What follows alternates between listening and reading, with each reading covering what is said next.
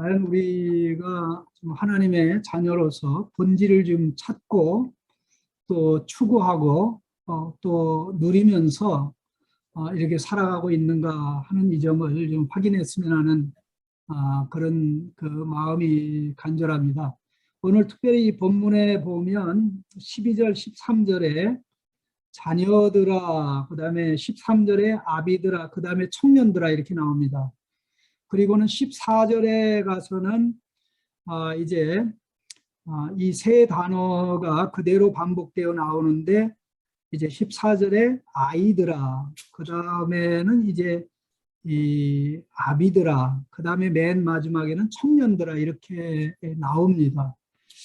근데 성경에 우리가 잘 알고 있는 그런 이 칭호가 이렇게 반복적으로 나오는 것도 놀랍지만 또 우리가 그 생각하고 기대하는 거와는 좀 다른 방식으로 소개되는 게 참으로 놀랍습니다. 예를 들어서 우리가 아래에서부터 위로 소개하든지 위에서부터 아래로 소개하든지 예를 들어서 아이, 뭐 청년, 또 부모, 어른 이렇게 가겠죠.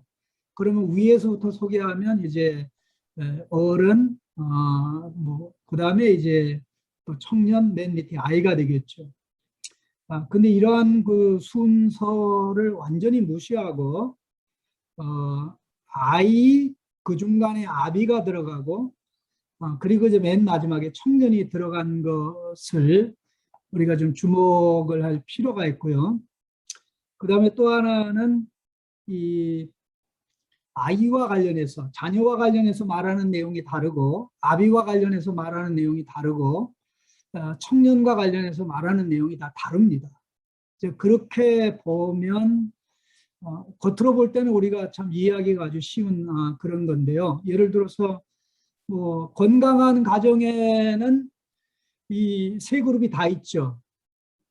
미래가 있는 가정, 현재가 안정된 가정, 미래가 있으려면 자녀들이 있어야 되고 현재가 안정되려면 부모가 있어야 되고 또 힘있게 나가려면 젊은 패기가 있어야 되고 자 그렇게 되는데 그래서 어른이 없어도 현재가 불안하고 아이가 없으면 미래가 참 불확실한 이런 것들을 뭐 국가에 적용해도 되고 가정에 적용해도 되고 또 교회에 적용해도 되는데 과연 이 본문 말씀에서 저자가 우리에게 성령으로 말씀하고 있는 내용이 무엇일까 하는 이 부분을 좀 잠깐 나누기를 원하는데요. 이 아이와 관련해서 말씀하는 내용하고 또 아비와 관련해서 말씀하는 내용, 청년과 관련해서 말씀하는 내용이 각각 다른 것을 보면 이 동일한 그 신자를 서로 다른 각도에서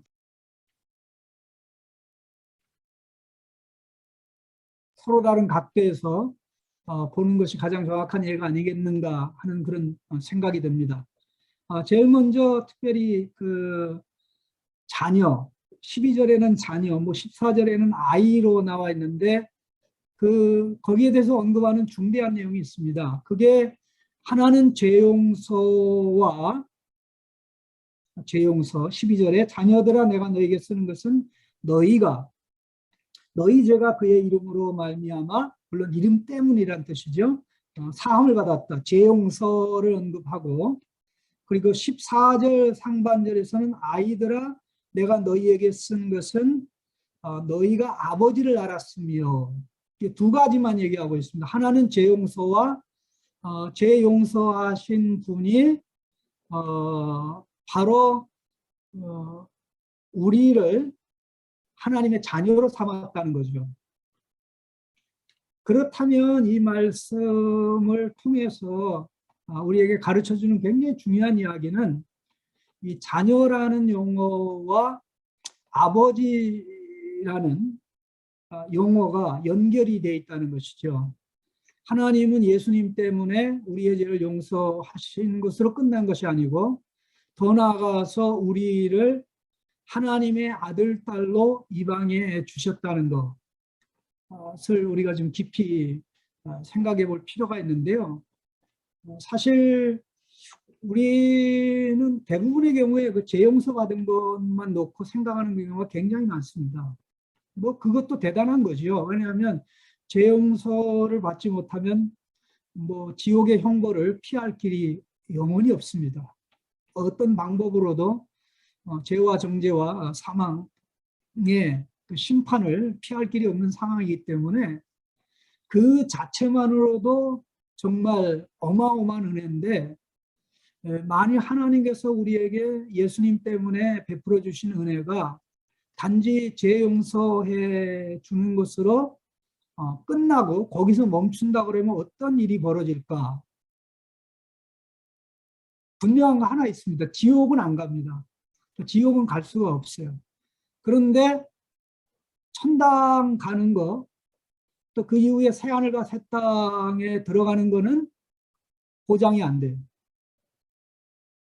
죄 용서 받음으로 결국 이 지옥에 안 간다는 거, 영원한 형벌 안 받는다는 것이지 그 다음에 다른 건 없다는 거죠. 우리가 이거는 일상 경험에서 너무나 잘 알고 있는 내용인데, 사실 뭐 사면을 대통령이 이제 중요한 시기에 사면도 하고 이렇게 결정하고 그랬는데, 그 어떤 사람을 사면해 줬다고 해서 그 사람을 자기 아들로 삼아야 되는 이유는 하나도 없죠. 그거는 별개죠.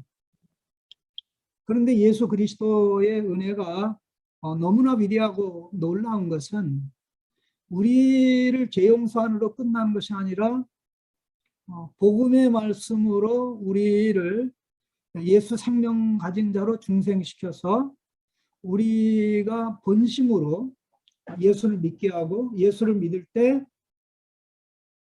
하나님의 아들로, 하나님의 딸로 이 땅에 주신 거죠. 그리고 우리로 하여금 하나님의 자식으로 살 수 있도록 돕기 위해서 예수님의 성령, 아들의 성령을 우리에게 부어주신 겁니다. 그렇다면 우리가 가장 귀하게 여기고 소중히 여겨야 될 신분이 뭐냐라고 할 때, 우리가 하나님의 자녀라는 것이죠. 자녀라는 것이죠. 제가 이제 목회를 2010년부터 시작해서 지금 뭐 10년이 좀 넘게 진행되어 가고 있는데, 목회하면서 제가 깨닫는 게 뭐냐면요, 교회에 하나님의 자녀가 너무 없다라는 생각이 너무나 많이 들어요. 자녀의 기쁨, 자녀의 희열, 자녀의 감동, 이런 게 전혀 없고 도대체 무슨 관심을 가지고 살아가는지 놀라울 정도로, 그래서 그런 얘기를 자주 합니다.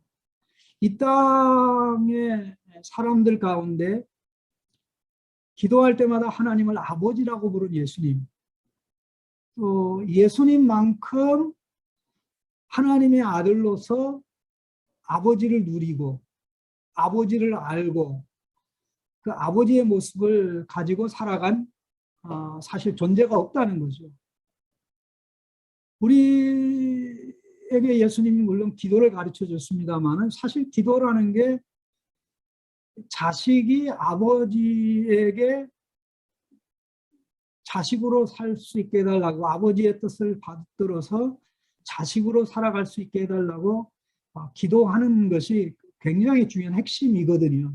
예수님의 기도가 사실 전부 다 거기에 들어있고 그게 다 핵심이라고 말할 수가 있는데, 우리는 이 엄청난 신분의 변화, 즉 다시 말해서 우리가 하나님 앞에 섰을 때 목사로 서는 것도 아니고 선교사로 서는 것도 아니고 또 뭐 직업인으로 서는 것도 아니고 또 교수로 서는 것도 아니고 오직 하나, 영원히 변하지 않는 신분, 즉 하나님의 자녀라는 신분 때문에 설 수가 있는 거죠.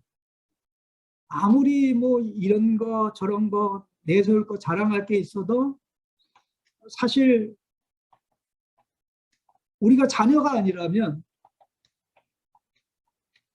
도무지 하나님 앞에 설 수가 없죠. 그 옛날에 제 딸이 어렸을 때 제가 교수하고 그럴 때 뭐 제가 교회에서는 목사고 또 학교에서는 교수고 이렇게 다양한 역할을 하고 그랬는데, 그리고 집에서는 이제 아빠인데, 저는 우리 자녀들이 저를 부를 때 아빠로 불러주길 원했어요. 교수로 불러주거나 목사님으로 불러주면 한 번 정도 불리는 거는 좋았지,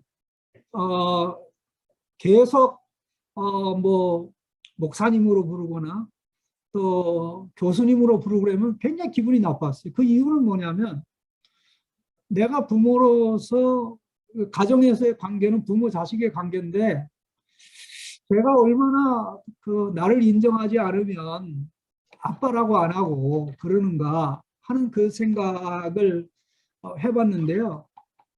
사실 이게 바로 우리와 하나님과의 관계에서 하나님이 우리를 향해서 가지실 수 있는 그 마음이라는 것을 좀 어느 정도는 생각이 좀 가능한 것 같아요. 하나님을 아버지로 부른다는 게 내가 하나님을 어떻게 이해하고 누리고 있다는 것을 보여주고, 또 내 자신을 정의할 때 하나님의 자녀로 정의한다는 그런 어떤 중대한 의미가 있기 때문에, 내가 이러한 관계가 아닌 다른 관계로 하나님 앞에 나간다고 그랬을 때, 거기서 비롯되는 문제는 사실 말로 다 할 수 없이 큽니다. 기도의 근본이라는 것은 자식이 아버지께 나아가 교제하면서 아버지의 마음을 알고 아버지의 생각을 알고 아버지의 뜻을 받들어 예수님이 사신 것처럼 이 땅에서 아버지를 드러내고 나타내는 삶을 사는 거지 않습니까? 그런 관점에서 보면 가장 중요한 부분이, 사실 자식에게 있어서 가장 중요한 부분이 하나님 아버지를 알고 누리는 거거든요. 하나님 아버지를 알고 누리는 만큼 이 가정에 대한 열등감, 또 자기 자신에 대한 열등감이 완샷에 날아가는데, 그러한 기쁨과 감격을 가지고 살아가는 성도들이 사실 너무나 좀 작다는 생각이 많이 드는 게 사실입니다. 제가 옛날에 제 딸이 어렸을 때 한 번은, 아주 어렸을 때입니다. 어렸을 때 얘를 불러놓고 그랬어요. 야, 너 가출해 볼 생각 없냐? 그랬더니 얘가 얼굴이 벌개지면서, 아빠 왜 나보고 가출하라고 그래요? 부모님들은 자식들이 가출하면 얼마나 골치 아파하고 싫어하고 경찰서에 전화해가지고 찾아달라고 그러는데 아빠는 이상하다고. 아니야, 한번 가출해봐. 그랬더니 나 절대 가출 안 한다고 그러는 거 있죠. 너 왜 가출 안 해? 그러니까 집에서는 모든 게 다 공짜인데, 엄마 아빠가 모든 거 다 책임져 주는데 내가 집을 왜 떠나가냐고. 내가 집에 있으면 걱정할 것도 없고 염려할 것도 없고 불안해할 것도 없고 초조할 것도 없는데 왜 안에 집을 떠나냐고. 나 안 나간다고. 집 떠나가면 내가 일해야 되고 또 사람들이 나를 이용해 먹을 수 있기 때문에 나는 절대 안 나가고. 아빠가 떠밀어도 나는 안 나가니까 그런 줄 알라고. 딸이 그 이야기를 하니까 사실 제 눈에서 눈물이 날 지경이었어요. 참, 나를 부모로 인정해 주는구나. 사실 우리가 지상에서 부모와 자식 간에 누리는 관계를 다 합친 것보다 위대한 누림이 우리와 하나님 아버지 사이에 누린 누림이거든요. 그러면 과연 이 모든 것을 우리 하나님의 아들, 딸들이 누리고 있냐라고 물어보면 생각보다는 퍼센티지가 너무 낮은 거 있지 않습니까? 그래서 어떻게 보면 과연 하나님 앞에 자녀가 있냐라고 물어보면 이 하나님 앞에 참 자녀가 너무 부족하다 하는 이 생각이 들어가는데, 사실 부모와 자식 간의 관계에서 제가 가지고 있는 그 철칙이, 걱정과 염려는 부모가 하는 거지 자식이 하는 게 아니지 않습니까? 저는 목회하면서도 그렇고 여지껏 살아오면서 자식이 하나님 아버지 앞에서 걱정하는 것은 아버지를 무시하고 아버지가 챙겨주지 않는다는 것으로 생각하기 때문에 나는 결코 어떤 최악의 경우에도 걱정 안 한다. 그게 제가 지금까지 지켜온 철학임의 원칙인데, 그렇게 해서 하나님 아버지가 실망시켜 주시고 실망케 하고 낙심케 하고 네가 걱정 안 하니까 나도 모르겠다 이런 경우는 단 한 번도 없었거든요. 그런 걸 보면 정말 아버지 하나님이 챙기시고 이끌어가고 네가 나를 믿고 나가니 참 그렇다, 감사하다. 우리가 이 신앙이 건강하면 건강할수록 이 아버지에 대한 그 자식의 의존도가 깊어지는 게 성경이 가르치는 진리의 말씀 아닙니까? 이게 세상의 부모와 자식의 관계하고 하나님과 우리의 관계는 정반대인 것이, 부모는 될 수 있으면 우리가 독립을 해서 효도해 주기를 원하죠. 요즘은 독립을 안 하니까 문제죠. 계속 죽을 때까지 책임져 달라고 그러니까. 심지어는 그 어떤 뭐 극단적인 경우입니다마는 어떤 자식은 이 부모가 자기보다 더 오래 살기를 원하는 경우도 있어요. 그 이유가 뭐냐면 그래야 부모가 이 자기를 끝까지 책임져 주니까. 아주 극단적인 사례인데, 그러나 부모 입장에서는 사실 빨리 독립해서 효도하기를 원하죠. 그러나 성경은 어디에서도 하나님이 야 빨리 독립해라 그게 아니라 나 의지해라, 계속 의지해라, 의지해라.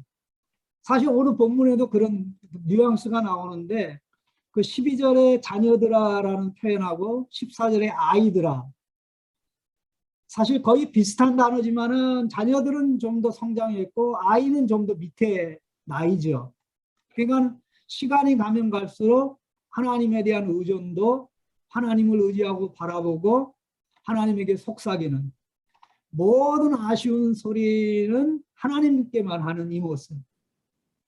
하나님과에게 속삭이고 하나님에게 도움을 구하고 아버지 인도해 주세요 하는 이런 그 사람은 하나님으로부터 모든 것을 받아 누리기 때문에 사람에게 아쉬운 소리 안 하거든요. 사람에게 구걸하지 않거든요. 사람에게 정말 아쉬운 소리 하면서 이거 달라 저거 달라 그렇게 사실 하지 않는, 우리는 예수님을 통해서 이걸 뭐 너무나 잘 알고 있습니다. 그래서 우리가 신앙에서 가장 근본적으로 가져야 될 첫 번째가 하나님 앞에서 이 자녀로 살기. 모든 것 다 내려놓고 뭐 교수든 목사든 뭐 사업가든 자녀가 아니면 하나님 앞에 설 길이 없고 죽어서도 자녀가 아닌 자는 하나님 앞에 못 갈 때니까 가장 중요한 영원히 남는 이것을 잡고서 정말 하나님의 자녀로 살고 아버지를 누리는데 과연 프로가 돼가고 있느냐 하는 이 문제가 가장 중요한 첫 번째 문제라고 생각되고요. 그리고 두 번째 이제 언급된 내용이 이제 아비인데, 이 아비에 대해서는 오직 한 가지만 말씀하고 있습니다. 그 한 가지 내용은 13절에 태초부터 계신 이를 알았다는 것입니다. 내년 14절에도 똑같습니다.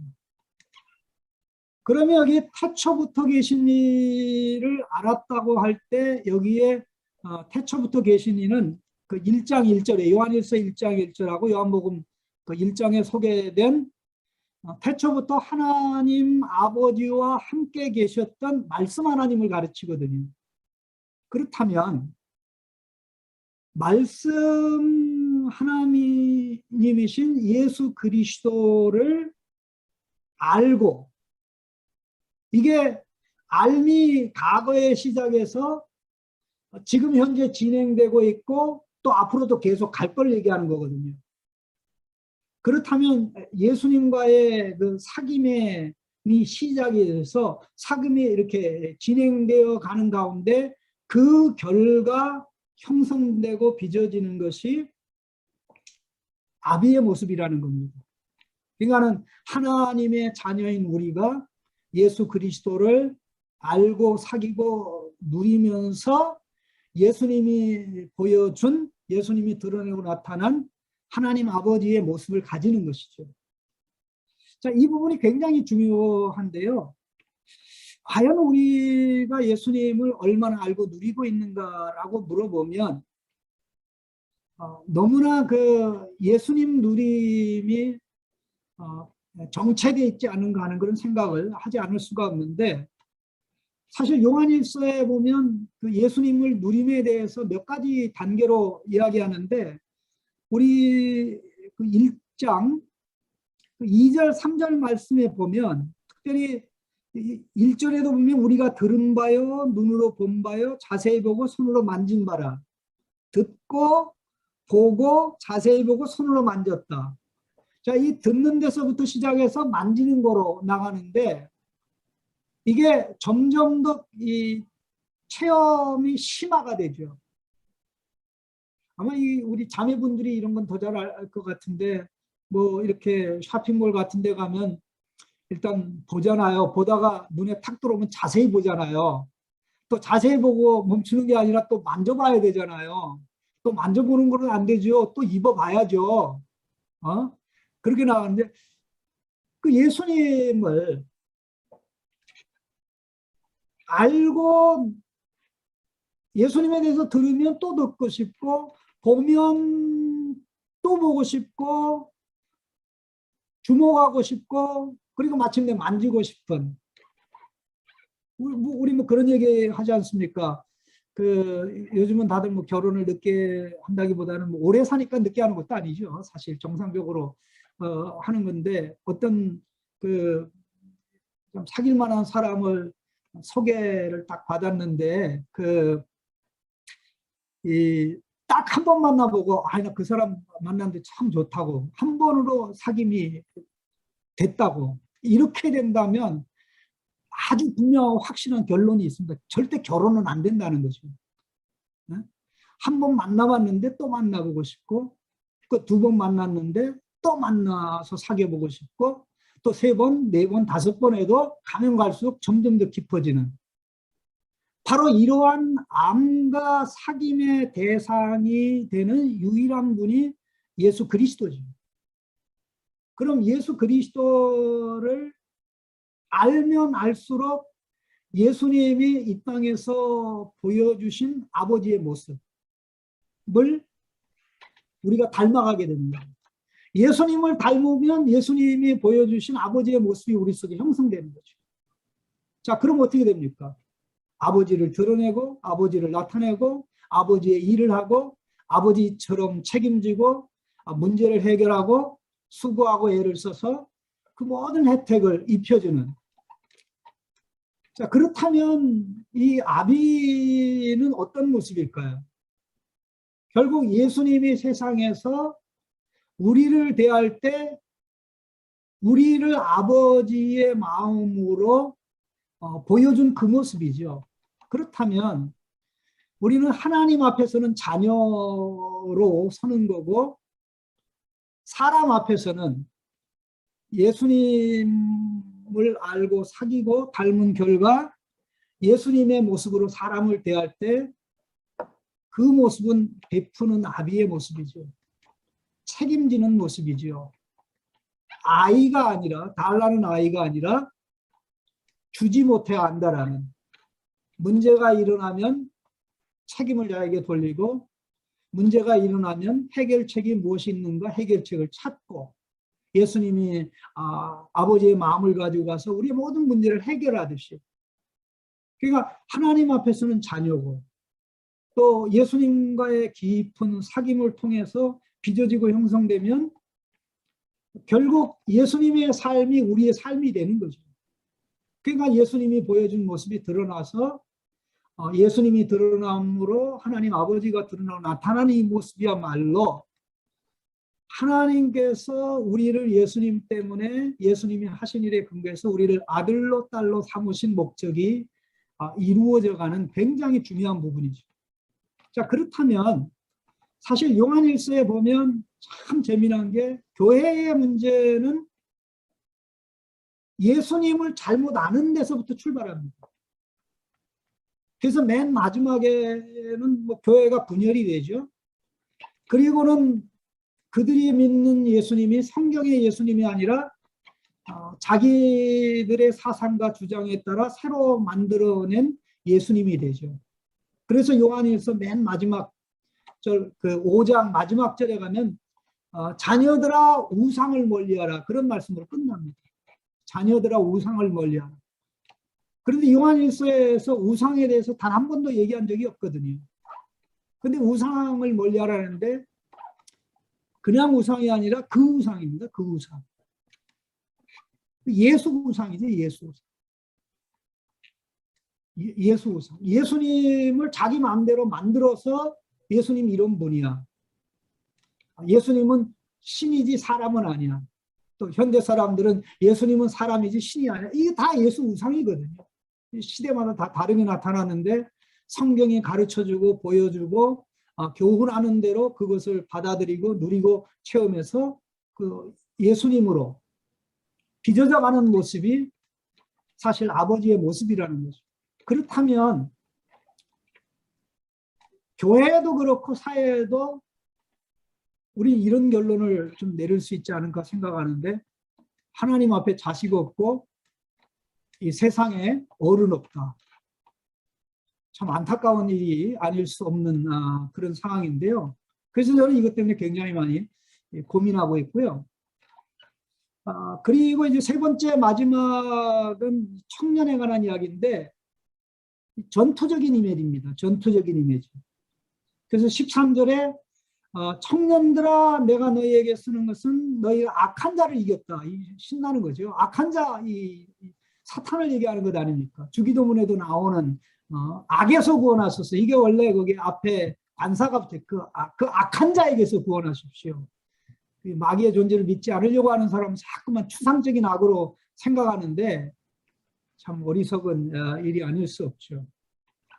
그리고 14절에는 좀 더 상세하게 너희가 강하고 청년들아 내가 너희에게 쓴 것은 너희가 강하고 하나님 말씀이 너희 안에 거하시며 너희가 흉악한 자를 이겼다. 여기 흉악한 자랑 악한 자는 원문에는 똑같은 단어입니다. 근데 번역하는 과정에 좀 바꿔놨어요. 그래서 이걸 가지고 질문하면 악한 자가 더 악합니까? 흉악한 자가 더 악합니까? 라면 흉악한 자가 더 악하대요. 원문은 똑같습니다. 근데 어떻게 이겼냐? 그 힘이 어디에서 나오냐? 하나님 말씀에서 나온다는 거죠. 말씀으로 강한 자가 청년이라는 거죠. 말씀으로 무장해서 마귀와 싸워 이길 수 있다는 거죠. 그런데 여기 굉장히 중요한 부분은 이 말씀이 머리에 있다는 얘기가 아닙니다. 말씀이 안에 있다는 거예요. 하나님의 말씀이 내면화됐다는 거죠. 그러면 하나님의 말씀이 내면화되기까지는 몇 단계를 거쳐야 됩니까? 많은 단계를 거쳐서 거의 마지막 단계입니다. 말씀을 읽어도 이해 안 되니까 또 읽고 또 이해 안 되니까 읽고 깨닫고 분별하고 이제 깨달음이 오니까 그걸 가지고 기도하고 그 한 번 기도한다고 말씀대로 사는 것도 아니잖아요. 또 한 번 기도한다고 그 말씀이 마음판에 기록되는 거 아니잖아요. 그래서 말씀을 읽고 외우고 묵상하고 기도하고 하는 이러한 반복적인 이 과정의 맨 마지막에 성령의 역사로 되어지는 것이 말씀이 내면화되는 것이죠. 말씀이 우리 마음판에 기록되는 것이죠. 그러니까 하나님의 말씀이 우리 마음판에 기록된 것만큼 하나님 말씀이 우리의 삶의 현장에서 실제적인 힘이 돼서 내 안에 있는 죄를 물리치고 내 밖에 있는 죄를 물리치고 죄 배후에서 역사하는 어둠의 권세 잡은 자 사단을 물리치며 나아갈 수 있다는 거죠. 우리가 참 하나님의 말씀이 머리에는 어마어마하게 많은데 이 가슴에는 없어가지고 그 하나님은 사랑인데 이라는 건 머리로는 아는데 가슴에는 사랑이 안 느껴지는 거 있죠. 하나님이 사랑한다는 걸 아는데 가슴에는 안 느껴져요. 예수님이 죽으셨다는 거 머리는 아는데 안 느껴져요. 그거 왜 그런가? 사실 이 말씀이 내면화되는 데까지 나가지 않았기 때문에 그런 것이거든요. 우리가 참 좋아하는 말씀 가운데 뭐 다 좋아하는 말씀입니다만은 진리를 알지니 진리가 너희를 자유케 하리라 이 말씀이 있습니다. 저는요 한 7, 8년 전에 이 말씀이 그 어느 지역의 산에 갔다가 내려오다가 절을 이렇게 봤는데 절의 입구에 불교 대학 이게 그 현수막이 붙었는데 진리를 알지니 진리가 너희를 자유케 하리라 그렇게 써 있는 거 있죠 절에. 그걸 보면서 이야 이 불교인들도 참 진리를 알지니 진리가 너희를 자유케 하리라 하고 열심히 불교를 공부하는구나 하고 좀 웃고 그랬었는데요. 사실 예수님이 말씀하신 그 진리를 알지니라고 할 때 이거는 머리로 아는 것을 얘기하는 거여서 여러 단계를 거쳐서 하나님의 말씀이 우리 안에 내면화되는 것입니다. 요한복음 8장 31절 31절에 보면 그 내용이 그대로 나와 있어요. 우리는 그냥 요 내용만 외워버리니까 뭐 알면 자유, 알면 자유. 천만의 말씀. 알면 교만해지지 자유가 오지는 않거든요. 아는 거로 끝나는 경우 교만해지는 걸 우리 너무나 많이 봤어요. 또 제 자신도 그렇고요. 여기서는 너희가 성경을 열심히 읽으니까 강하다, 묵상하니까 강하다, 성경 말씀 가지고 기도하니까 강하다. 그런 이 모든 것을 다 합쳐서 맨 마지막에 성령이 역사하셔서 말씀이 내면화돼요. 새 언약의 본질적인 내용인 하나님의 말씀이 우리 마음판에 기록돼서 그것이 우리의 인격이 되고 사상이 되고 삶의 내용이 되는 이런 것을 말씀한다는 것이죠. 그렇다면 결론적으로 말씀드리면 이 세 가지는 하나 신자가 영원히 동시적으로 추구해야 될 신앙생활의 좀 본질이라고 생각합니다. 하나님 앞에서 자녀로 내가 오늘도 살아가고 누리고 있는 것. 사람 앞에서는 예수님과 깊어지는 사귐의 결과로 예수님이 하나님을 드러내고 나타내고 하나님의 사랑을 실천하면서 아버지의 마음으로 하셨던 것처럼 내가 그렇게 사람에게 아비 역할을 하고 있는 것. 그리고 삶의 현장에서는 죄를 대항하여 싸워 이기는 악한 세력과 싸워 이기는 하나님의 말씀으로 내적인 무장에 대해서 살아가고 있는가라는 질문을 해보면 이것은 한 번, 두 번 해야 될 것이 아니라 평생 우리가 신앙의 본질로 하나님 앞에서는 자녀로 사람에게는 베푸는 어른으로 삶의 현장에서는 죄와 싸워 이기는 말씀으로 된 청년으로 이렇게 살아가는 아주 단순한 하나님 앞에서 아비로 사람 앞에서는 베푸는 어른으로 예수님 닮은 어른으로 아비로 또 말씀으로 무장된 정말 강한 청년으로 죄와 싸워 이기는 이게 성경이 말하는 요한일서뿐만 아니라 성경 전체가 말하는 핵심이라고 해도 과언이 아닌 줄로 압니다. 그래서 저는 이러한 이유 때문에 가급적으로 이러한 기도를 교회에서 많이 시키려고 애를 쓰고 있습니다. 그래서 오늘 같이 기도하는 가운데 참 아주 이런 단순한 본질을 심화하는 삶으로 반복 학습해서 심화하는 삶으로 나가는 것이 우리가 지금 신학교에서도 그렇고 교회에서도 그렇고 추구해야 될 그런 내용이 아닌가 하는 그런 생각이 듭니다.